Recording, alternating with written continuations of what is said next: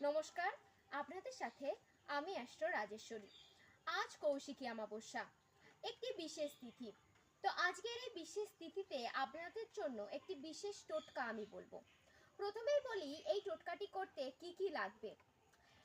3টি গোটা ফুল সমেত লবঙ্গ এবং 3টি তেজপাতা। খেয়াল রাখবেন যেন পাতাগুলিতে কোনো ফুটো না থাকে। আর 1 টুকরো কর্পূর এবং এমন একটি পাত্র নেবেন যে পাত্রটিতে এই 3টি দ্রব্য একসাথে জ্বালানো সম্ভব। সেই পাত্রটির মধ্যে কর্পূর, লবঙ্গ এবং তেজপাতা একত্রে দিয়ে জ্বালিয়ে দিন এবং যতক্ষণ ওটি জ্বলবে ততক্ষণ মায়ের কাছে মনে মনে নিজের যা মনস্কামনা জানাবেন।